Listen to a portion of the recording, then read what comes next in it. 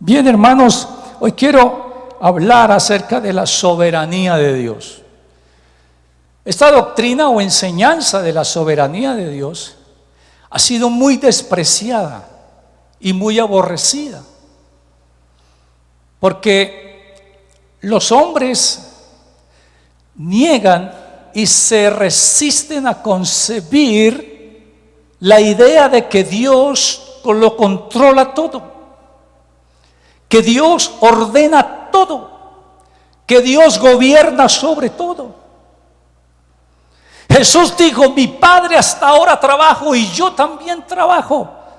O sea, Él nunca ha descansado, Él nunca se ha quedado quieto, Él nunca ha tomado vacaciones. Dios nunca ha dicho: voy a tomarme un sábado, un año sabático. Dios no ha dicho eso. Dios sigue trabajando, Dios se sigue moviendo. Porque Él es Dios, que dice la Biblia que Él no se fatiga, que Él no se cansa como nosotros. Porque Dios es espíritu. Así que esta teología o esta enseñanza es muy odiada, sobre todo por los ateos. Los ateos no pueden concebir la idea de que existe un Dios. La Biblia dice, el necio dice, no hay Dios. Pero la Biblia lo llama necio. La palabra necio es loco, no razona, es un tonto. Y solo los tontos pueden decir: no existe Dios. Pero ellos en sí, en sus pensamientos, son Dios para sí mismos, los ateos.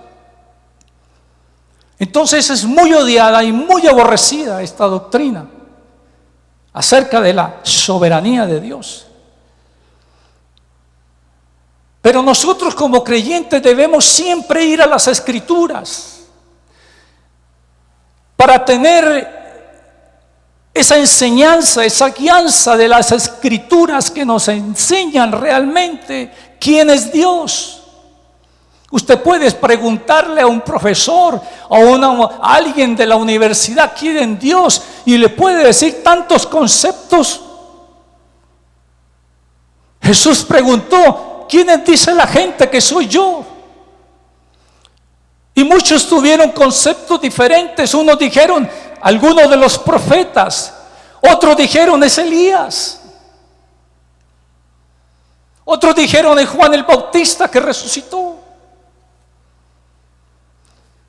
Pero para tener un pensamiento claro y una definición clara de quién es Dios, tenemos que venir a las Escrituras, a la Biblia, porque la Biblia fue inspirada por Dios. El Espíritu Santo reveló en la palabra de Dios quién es Dios. Y en la Escritura hoy vamos a ver en algunos textos, porque como dije al principio, esta enseñanza es muy amplia, muy extensa. Pasaríamos días hablando acerca de la soberanía de Dios.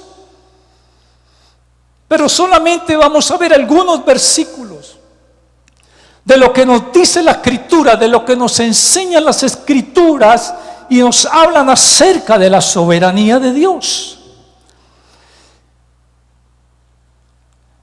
Y para esto vamos a ir al libro de Isaías. ¿Sabe que a Isaías, este profeta, se le reveló en gran profundidad la soberanía de Dios? Si usted quiere saber la soberanía de Dios, lea el libro de Isaías. Escudriñe el libro de Isaías. En el capítulo 14 del libro de Isaías encontramos una de las verdades que la Escritura nos habla acerca de la soberanía de Dios. Isaías capítulo 14, el verso 13, el verso 14, Isaías 14, 24, dice: Jehová de los ejércitos juró diciendo: ciertamente se hará de la manera que yo he pensado y será confirmado como lo he determinado. Esto se llama soberanía. Él hace como quiere. Por eso yo creo que Dios se está moviendo en este país. Usted quizás no lo vea, pero debemos pedirle a Dios: Señor, abre nuestros ojos para poder ver aquellas cosas que hasta hoy no hemos visto. Yo le digo al Señor: Señor, hazme entendido en los tiempos que estamos viviendo. Yo veo muchas noticias. Usted dirá: pero ¿por qué tantas noticias? A otros no les gustará ver las noticias. A mí me gusta ver las noticias, porque yo le he dicho: Señor, hazme entendido en los tiempos que estoy viviendo, que está viviendo la iglesia. Porque necesitamos conocer. El cántico decía: abre los ojos como le abriste a Eliseo. Mientras los enemigos estaban rodeando a Israel, Eliseo veía un ejército, el ejército celestial, y solo él lo vio, porque Dios le abrió los ojos para ver lo sobrenatural, lo que estaba detrás. Usted dice: Dios está conmigo, y si Dios conmigo, ¿quién contra mí? Pero cuando llega el momento difícil, se olvida de esas palabras de que Dios está conmigo. Entonces necesitamos ver que Dios abra nuestros ojos a la claridad para poder entender que Dios no está quieto en Colombia. Dios se está moviendo en Colombia. Dios está haciendo como quiere en Colombia. Lo que pasa es que nosotros le decimos: haz así, hazlo de esta manera. Pero no es de esta manera. Dios tiene el dominio, Dios tiene el control de esta nación. Y hace como quiere. Las cosas que dice el Espíritu Santo a través del Padre Nuestro: venga tu reino y hágase tu voluntad como en el cielo, así también en la tierra. Pero decimos: venga tu reino. ¿Cuánto le hemos dicho a Dios: venga tu reino a Colombia? Pero como vemos que no pasa nada como nosotros pensamos que debe suceder, entonces pensamos que Dios está quieto, que Dios no nos oye. Pero Dios, hermano, déjeme decirle, Dios se está moviendo en Colombia. Así ve usted las cosas mal, así no las vea de su agrado, pero Dios está haciendo algo en esta nación. Dios no está quieto sobre Colombia. Dios se está moviendo en Colombia. Y dígale: Señor, déjame ver lo que estás haciendo en Colombia. Él es soberano, Él lo sabe todo, Él lo conoce todo. No hay nada que podamos esconder de la presencia de Dios. Él conoce los corazones, conoce su corazón, conoce mi corazón, conoce sus pensamientos, lo que yo pienso cuando estoy acostado, cuando estoy en mi cama, cuando estoy en reposo. Él sabe todo de mí, Él sabe todo de usted. Y a veces pensamos: Israel dijo: mis caminos están escondidos de Jehová. Se estaban engañando ellos. Dios todo lo ve. Isaías 46, otro pasaje. Aquí dice en el capítulo 14 de Isaías, leímos que Él hace como ha determinado, como ha pensado, como ha planeado, ¿de acuerdo? En Isaías 46, verso 9: acuérdense de las cosas pasadas desde los tiempos antiguos, porque yo soy Dios y no hay otro Dios, y nada hay semejante a mí, que anuncio lo por venir desde el principio y desde la antigüedad lo que aún no era hecho, que digo: mi consejo permanecerá y haré todo lo que yo quiero. Todo lo que yo quiero. Así es mi palabra que sale de mi boca. dice el Señor, como desciende la lluvia y va y riega la tierra y después se condensa y dice, así es la palabra que sale de mi boca, hará lo que yo quiero, no lo que yo quiera, no lo que usted quiera. Señor, hazlo así. Señor, de esta manera. Señor, pero que tiene que ser de esta manera.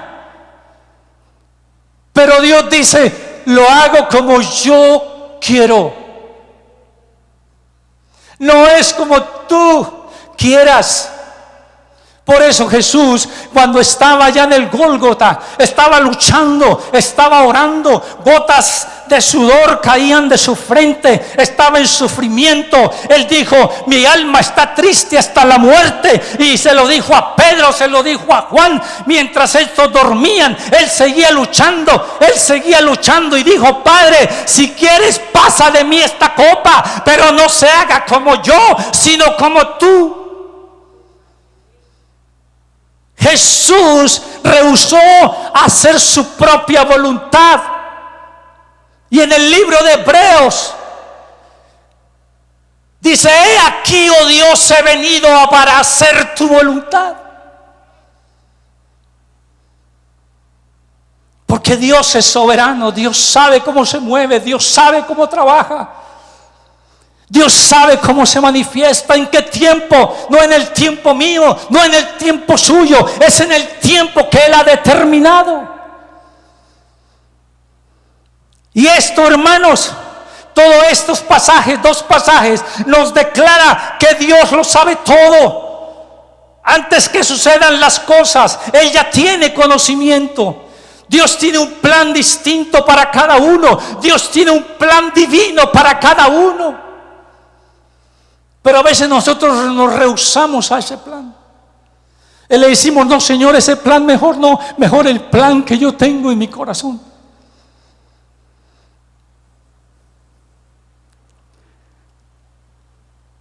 Y ese plan que Dios ha realizado para usted, para mí y para el mundo, nadie lo va a estorbar. Nadie lo va a resistir. Nadie se puede oponer, porque Él lo llevará a cabo hasta que se cumpla. Y Dios dijo, lo que he empezado contigo, lo voy a terminar. Él no deja nada a medias. Tantos años que llevo conociendo el Evangelio y aún todavía no ha terminado conmigo. El día que termine, me lleva a su presencia. Porque Él es soberano. La palabra soberano en el hebreo es la palabra Adón, que significa gobernar. Gobernar sobre todas las cosas. Gobernar sobre todas las cosas. Eso es Adón. Por lo tanto, la soberanía de Dios expresada o definida en términos bíblicos se refiere a su autoridad suprema, poder ilimitado sobre todas las cosas. Dios es Señor de todo, que nada ocurre sin su conocimiento y aprobación, y todo está bajo su control y propósito. Muchos dicen, Dios no tiene control de Colombia. Y yo le digo, sí tiene control. Sí tiene control. ¿Usted piensa que Dios no tenía control cuando estaba Israel en Egipto? Dios tenía control. Pero Él endureció el corazón de Faraón. ¿Para qué? ¿Para qué endurece a Faraón? Él dice, para mostrar en él mi poder.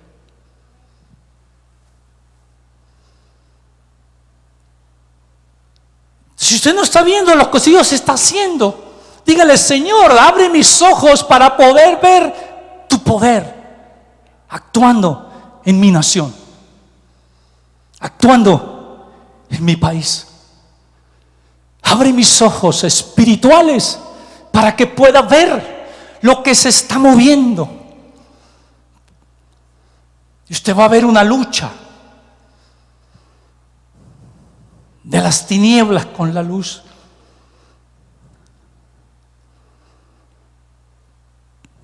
Pero Dios no está quieto. Isaías 40. Isaías capítulo 40.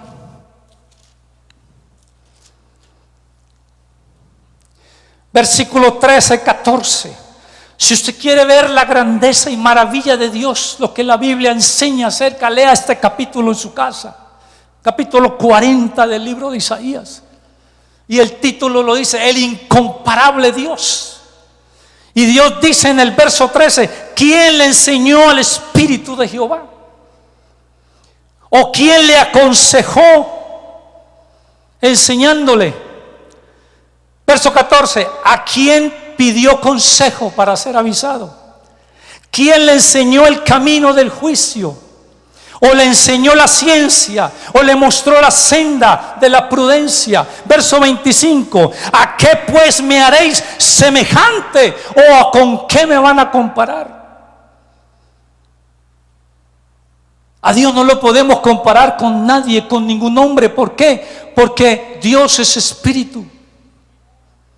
Dios no tiene cuerpo. Dios es espíritu. No sabemos cómo será el color de sus ojos. No sabemos cómo será el color de sus cabellos. Pero para que tenga una idea más o menos, revelada por la Escritura, mostrada por la Escritura, vaya a Apocalipsis capítulo 1. Sus ojos no son azules, sus ojos no son negros, sus ojos son como llama de fuego. Quiere decir que todo lo escudriña, todo lo sabe, todo Él tiene conocimiento. Él escudriña los corazones de los hombres. También nos dice la palabra que sus cabellos no son negros ni marrones, son blancos como la nieve, y que de su boca sale una palabra aguda.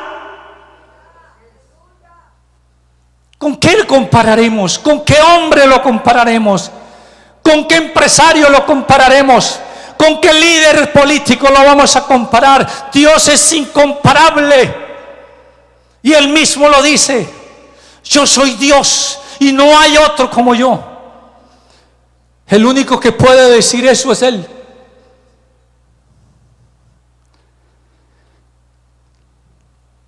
Él es el Dios incomparable.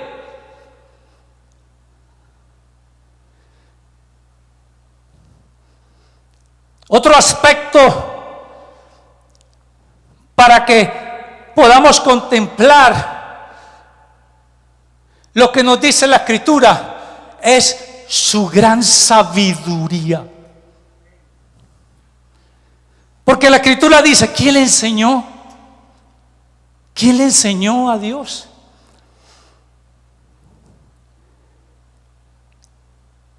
¿Quién le aconsejó? ¿Quién le dijo: oye Dios, ven, yo le aconsejo que haga tal cosa? Como a veces nosotros en nuestra ignorancia y en nuestro atrevimiento le tenemos que decir, le decimos a Dios cómo tiene que hacer las cosas, ¿verdad? Eso es un atrevimiento de parte de nosotros. Decirle a Dios: Señor, hazlo de esta manera.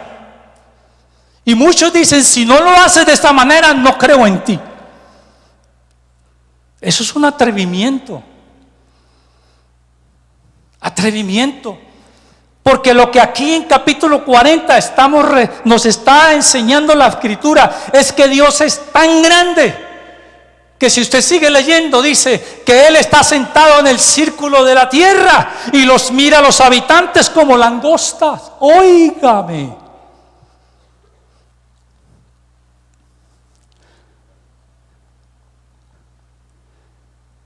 Qué finitos somos. Óigame, hermano, qué frágiles somos.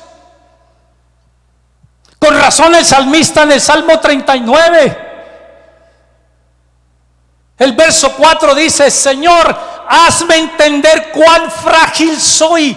Usted y yo necesitamos entender cuán frágiles somos. Esta semana tuve una gripita y me botó a la cama. Una simple gripita y me botó a la cama. Un simple dolor de cabeza que usted le da y lo bota a la cama. Cualquier cosa que usted lo pone en su alcoba, lo acuesta, lo pone a que tiene que reposar. Y eso nos tiene que demostrar a nosotros cuán pequeños somos, cuán débiles somos, cuán frágiles somos ante la vida. Por eso nosotros no sabemos qué será mañana. Jesús dijo: el día de mañana trae su propio afán. Pero busquen el reino de Dios y su justicia. Es hoy que hay que buscar el reino de Dios. No mañana, porque no sabemos si mañana vamos a vivir. Muchos tenían planes. Muchos tenían cosas preparadas. Como el rico que nos habla la Biblia.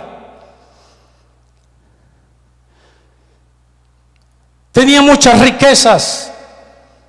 Y un día dijo: ya no me caben las cosas en mi granero, ya no me cabe el grano, ya no me caben mis riquezas. Voy a derribarlas y voy a construirlas más grandes. Y las construyó más grandes y las llenó todas. Y cuando terminó, dijo: oh, alma mía, no tienes necesidad de nada. Con esto paso la vida. Con esto es suficiente. Alma mía, bebe, come, reposa, deleítate. Y el Señor le dijo: necio, esta noche vienen a pedirte tu alma. Y lo que había pensado, lo que había soñado, y lo que había preparado, y lo que había planeado, ¿dónde se quedó? Porque ese mismo día, esa misma noche murió. No sabemos el día de mañana. Dios sí sabe el día de mañana. Y el salmista decía: mi vida, mis tiempos están en tus manos. Mis tiempos quiere decir mis años.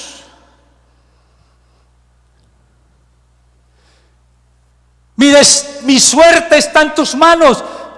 La suerte es mi destino. Mi vida está en tus manos. ¿Con quién podemos comparar a Dios? Dígame, ¿con quién? No es comparable. Jesús dijo en Juan 4:24: Dios es espíritu. Se lo declaró, se lo reveló a una mujer prostituta. Dios es espíritu. Y si quieres adorar a Dios, adóralo, debes adorarlo en espíritu y en verdad. Lucas capítulo 24.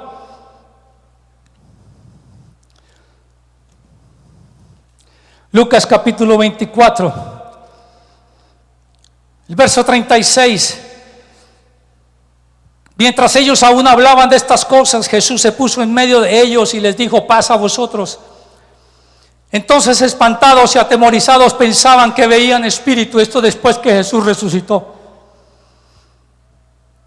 Pero Él les dijo: ¿por qué estáis turbados y vienen a vuestro corazón estos pensamientos? Mirad mis manos y mis pies, que yo mismo soy. Palpen y vean, porque un espíritu no tiene carne ni huesos, como veis que yo tengo. Es decir, un espíritu no tiene cuerpo. Y Dios es espíritu. Dios no tiene cuerpo. A Dios no podemos coger un madero, un leño y darle una figura, o coger el yeso y darle una figura, después adornarlo de oro y de plata y decirle: tú eres mi Dios. No podemos compararlo, porque así no es Dios. Capítulo 20 del libro de Éxodo, cuando el pueblo de Israel llega a Sinaí, ¿qué es lo que ve? No ve nada, pero sí escucha truenos, relámpagos, trompetas, y Dios les dice: ustedes no vieron nada, solo escucharon. Y como no vieron nada, les prohíbo que se hagan imagen de lo que esté arriba en el cielo, en la tierra y debajo de la tierra. Y como ustedes no vieron cómo era yo, ni cómo era figura, no les prohíbo que ustedes levanten imagen o estatuas y las adoren, porque eso es idolatría. Por eso usted aquí no ve imágenes, porque nosotros adoramos a Dios en espíritu y en verdad.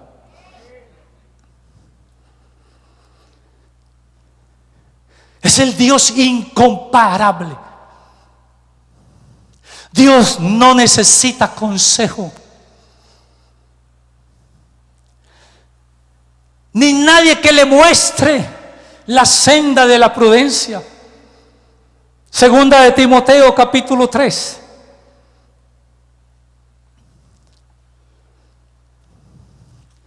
Segunda de Timoteo, yo espero que usted me esté siguiendo con la Biblia. Segunda de Timoteo capítulo 3 verso 16 dice: toda la escritura es inspirada por Dios y útil para enseñar, para redarguir, para corregir, para instruir en justicia.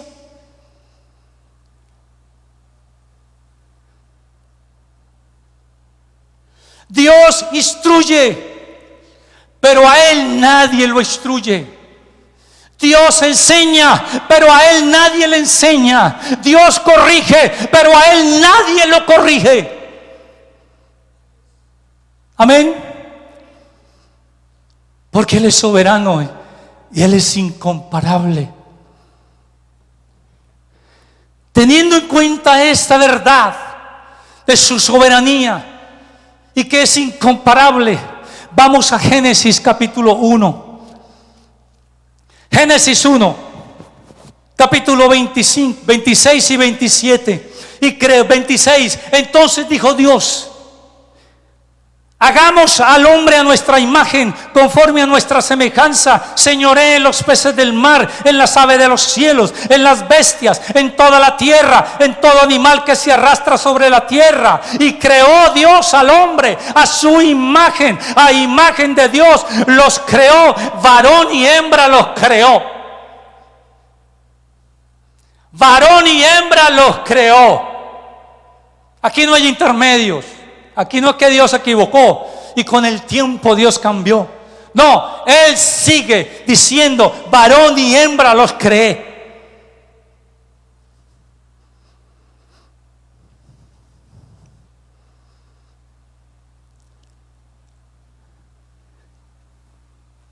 ¿Quién le dijo a Dios que creara al hombre y a la mujer? ¿Quién le dijo? ¿Quién le aconsejó? Hombre Dios, ¿por qué no haces al hombre y la mujer? Mira que si lo haces a tu imagen y a tu semejanza, uy, chévere. No. La Biblia dice: Dios dijo: hagamos al hombre a nuestra imagen y a nuestra semejanza, y señoree los peces del mar, en la tierra.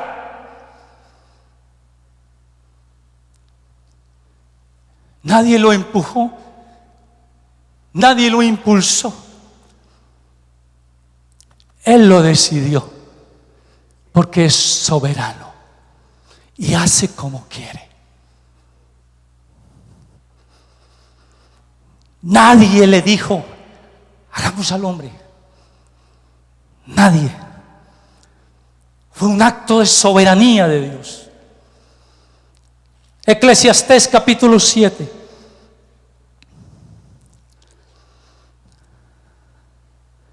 Eclesiastés capítulo 7. El verso 29. He aquí, solamente esto he hallado: que Dios hizo al hombre recto, perfecto, ¿verdad? Pero ellos, ¿quiénes? Los hombres, buscaron muchas perversidades. ¿Quién buscó las perversidades? El hombre. Cuando se apartó de Dios, cuando dejó a Dios, cuando abandonó sus caminos, cuando decidió desobedecer a sus principios, cuando decidió no tener en cuenta a Dios y tomar su propio deseo, su propio conocimiento y su propia voluntad. Se torcieron. Romanos 3. El verso 10 y 12. Como está escrito: no hay justo ni aun uno. No hay quien entienda, no hay quien busque a Dios. Todos se desviaron a una, se hicieron inútiles. No hay quien haga lo bueno, no hay siquiera uno. Porque los hombres y las mujeres que Él creó en perfección se desviaron, se apartaron y empezaron a buscar a Dios a su manera, en su muerte espiritual. Porque cuando Dios dijo: ciertamente el día que comas de este árbol vas a morir, inmediatamente cuando ellos comen, ellos no mueren físicamente, siguen viviendo, pero sí mueren espiritualmente. Y aunque veamos muchos hombres y mujeres allá afuera en deleites, en placeres, están muertos espiritualmente, no tienen vida espiritual. Están muertos. ¿Por qué? Porque buscan a Dios a su manera. Unos lo buscan en la droga, otros lo buscan en la prostitución, otros lo buscan en el dinero, otros lo buscan en el alcoholismo, otros lo buscan en las religiones, otros lo buscan en diferentes partes y no lo encuentran. Y yo siempre he dicho: el único lugar de encuentro con Dios es la cruz del Calvario. Porque la cruz del Calvario, allí Jesús murió en la cruz para reconciliarnos con Dios.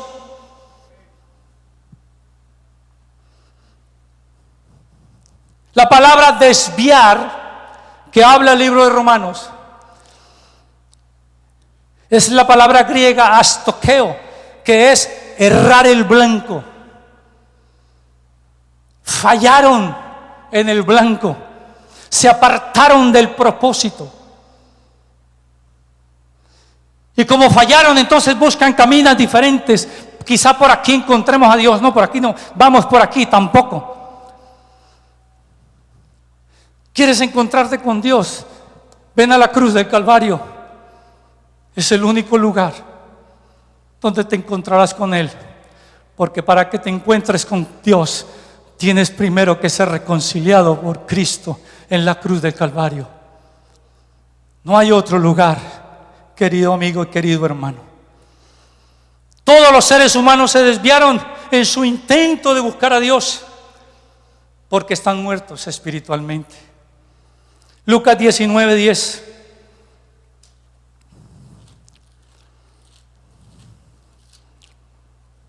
Porque el Hijo del Hombre vino a buscar y a salvar lo que se había perdido. ¿Quién le dijo que viniera?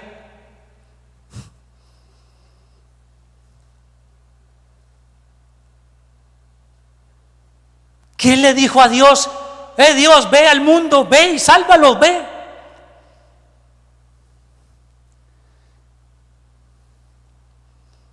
Él no le dijo al hombre,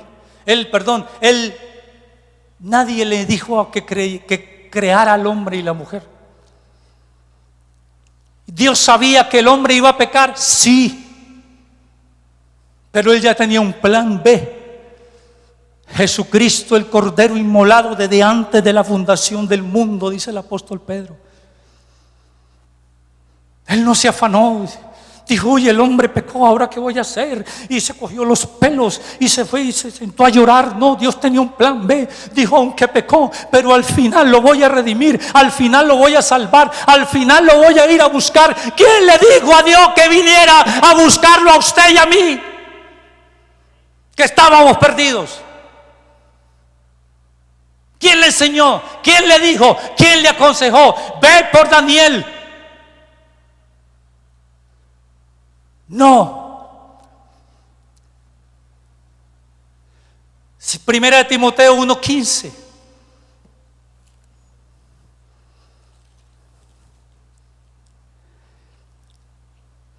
Palabra fiel y digna de ser recibidos por todos, que Cristo Jesús vino al mundo para salvar a los pecadores, de los cuales yo soy el primero.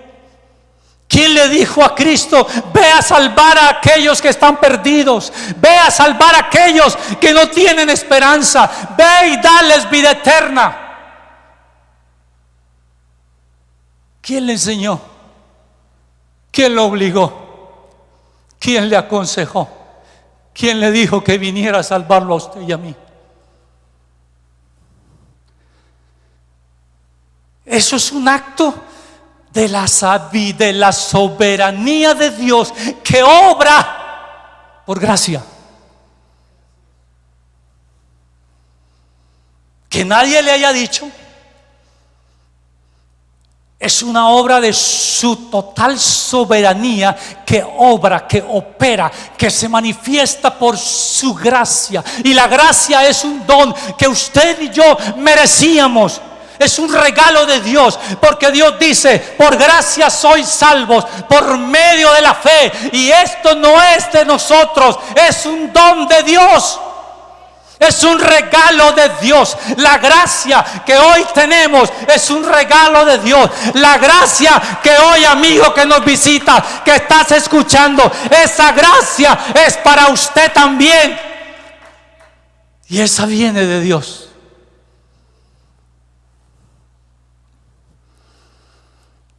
Es un acto de la soberanía que obra por la gracia de Dios. Hebreos 2, verso 6.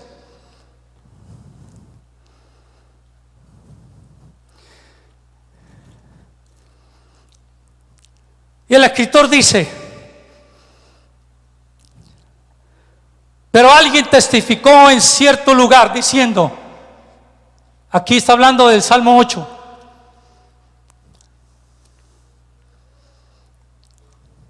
¿qué es el hombre para que te acuerdes de él? O el hijo del hombre para que lo visites. Le hiciste un poco menor que los ángeles, le coronaste de gloria y de honra, le pusiste todo sobre las obras de tus manos, y todo lo sujetaste bajo sus pies. ¿Qué es el hombre? Si el mismo Isaías 40 dice que él ve a las naciones como nada, que las naciones delante de él son como una gota que cae del cubo, una gota de agua que cae del cubo. Si él mismo dice que está sentado sobre el círculo de la tierra y ve a los habitantes de la tierra como langostas, quiere decir que no somos nada delante de Dios. Somos frágiles, somos débiles. Pero sin embargo, el salmista dice: ¿qué es el hombre para que te acuerdes de él? ¿Quién era Daniel para que te acordaras de mí, Padre? ¿Quién era yo? Y usted puede decirle: ¿quién era yo, papá? ¿Quién era yo? Para que me tuvieras en mente, para que en medio de millones y millones de personas me escogieras a mí y me visitaras y me hicieras conocer tu nombre. ¿Quién era yo para que vinieras a buscarme cuando yo era un hombre impío, que no buscaba a Dios, que buscaba mis propios placeres, mis propios deleites, que caminaba a mi manera, como yo quisiera, pero nunca tenía en cuenta a Dios? Pero aún así Él me amó, aún así Él vino, me buscó, se me apareció, me dijo, se reveló, se manifestó a mí, por obra y la gracia de su soberanía, nada más, por misericordia. Porque ¿qué es el hombre? ¿Qué es la mujer? Para que te acuerdes de nosotros. Entonces, este pasaje nos declara, hermanos, cuán pequeños e insignificantes es el hombre en relación con el Dios de la creación.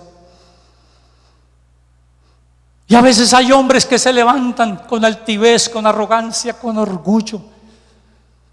Hay muchos hombres en el mundo así, sobre todo los gobernantes de las naciones.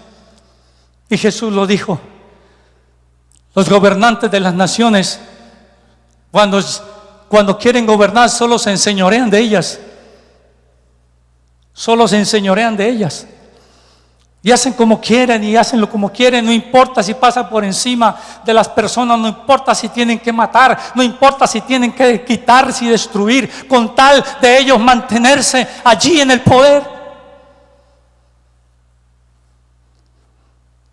Y a veces esos hombres resisten a Dios, se enfrentan a Dios. ¡Qué atrevimiento, hermanos! ¿Hasta dónde los lleva el orgullo? ¿Hasta dónde lleva la altivez del hombre a tener que decir y enfrentarse con Dios? Si supiera ese hombre cuán insignificante es a la presencia de Dios. Por eso, cuando usted y yo entiende lo grande que es Dios, usted solo puede venir, doblar sus rodillas y levantar sus manos y adorarle y decirle: tú eres el Dios de mi salvación, tú eres el Dios que me has formado con tus manos. Cuán grande es tu nombre en toda la tierra. Yo quién soy, Señor. Y Pablo lo dijo: Él vino a salvar a los pecadores, de los cuales yo soy el primero. Te humillas ante tu Dios, te humillas ante el Señor. Y el Señor dijo: al humilde yo no lo desprecio, pero al altivo lo miro de lejos. Juan 3:16. Todos lo conocemos, este texto, ¿verdad? Porque de tal manera amó Dios al mundo, que ha dado a su Hijo unigénito, para que todo aquel que en Él crea no se pierda. No se pierda. La soberanía de Dios no quiere que el hombre se pierda. La voluntad de Dios es que los hombres se arrepientan y procedan al conocimiento del Altísimo. De tal manera amó Dios al mundo, que ha dado a su Hijo unigénito, para que todo aquel que en Él cree no se pierda, mas tenga vida eterna. Y el verso 17: porque no envió Dios a su Hijo al mundo para condenar al mundo, sino para que el mundo sea salvo por Él. Amigo que nos visita, amigo que nos escuchas en las redes, Dios, Jesús, no vino a condenarte, Él vino a salvarte, porque para eso murió en la cruz, derramó su sangre. Él vino a salvar, no a condenar. A la mujer samaritana, a la mujer que estaba así, iba a ser apedreada, le dijo: yo no te condeno, mujer, pero sí una cosa te digo: vete y no peques más. Pero dice la Biblia que Él amó al mundo. Y Romanos 5:8,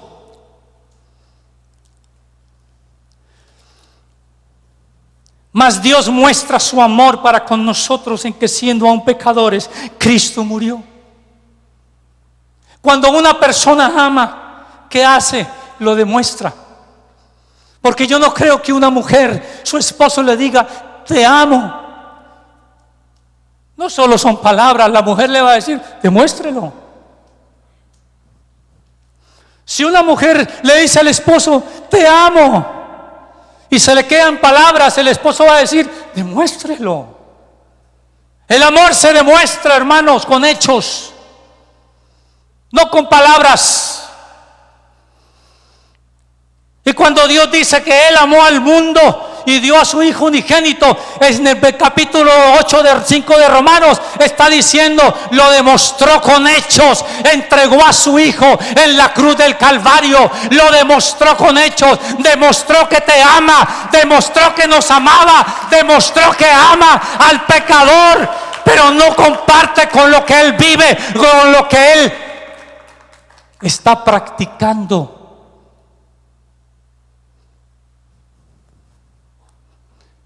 Dios demostró su amor. Por eso cada vez que veas la cruz, Dios te está mostrando que de verdad te ama. Por lo tanto, no puedes despreciar el amor de Dios. No puedes despreciar su gracia. No puedes despreciar esa cruz. No puedes despreciar el sacrificio que hizo en la cruz. No puedes despreciar su sangre que derramó. No puedes despreciar todo lo que sufrió en el patio de Caifás. No puedes despreciar todo lo que sufrió frente a Pilatos. No puede despreciar las burlas que sufrió por usted y por mí. Hoy esa gracia viene aquí. Hoy esa gracia está visitando esta casa. Hoy esa gracia está visitando tu vida allá donde me escuchas. Está visitando la gracia y no puedes rechazar esa gracia de Dios. No la rechaces, porque Dios quiere darte vida. Dios quiere salvarte. Si Dios ha permitido que escuches esta palabra, es porque quiere salvarte. Es porque tomes una decisión hoy. Si escuchas hoy su voz, dice el Espíritu, no endurezcáis vuestros corazones, porque el día de salvación es hoy. Si lo anterior fue un acto de sabiduría por la gracia de Dios, lo que Dios hizo en la cruz enviando a su Hijo es un acto de soberanía que obra por el amor. Y yo te digo, no desprecies la gracia de Dios. No desprecies lo que te ofrece hoy. Vida eterna, salvación. Porque si hoy mueres sin Cristo, si hoy murieras sin Cristo, ¿dónde pasarías la eternidad? La Biblia dice que hay cielo y hay infierno.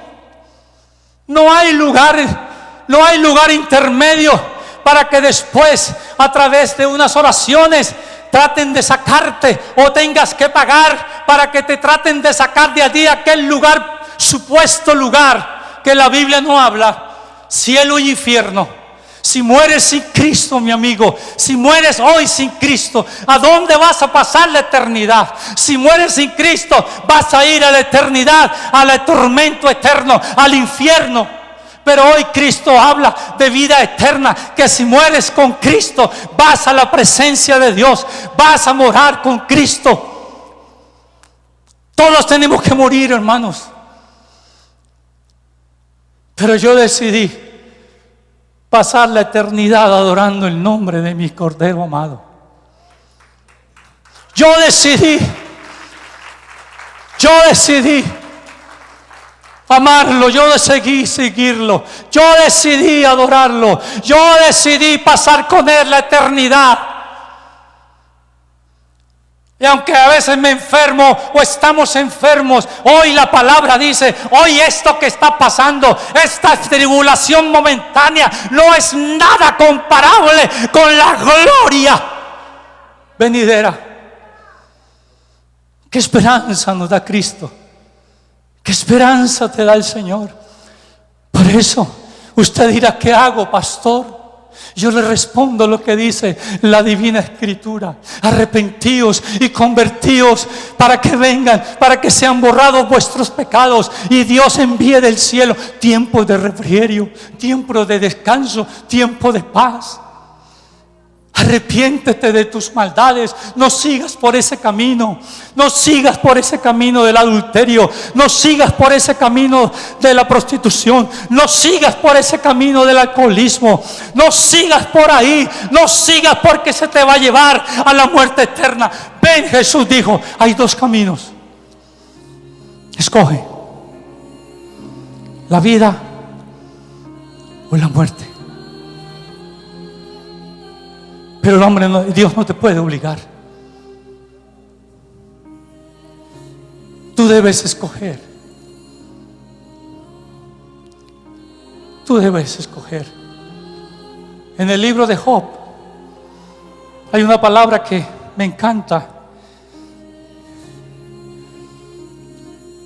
El hombre nace para la aflicción. ¿Quién no ha sufrido en la vida? ¿Quién puede decirme, pastor, yo nunca he sufrido en la vida? Nunca, todo lo he tenido y jamás no sé qué es el sufrimiento. La Biblia dice que el hombre nació para la aflicción. Y Job dice, ¿sabe qué haría yo? Yo buscaría a Dios. Yo buscaría a Dios. Yo buscaría a Dios y encomendaría a Él mi causa. No importa lo que esté sufriendo. Hay muchos que escogen caminos diferentes, pero yo he escogido buscar a Dios y encomendar mi causa a Él. Y yo te digo, busca a Dios.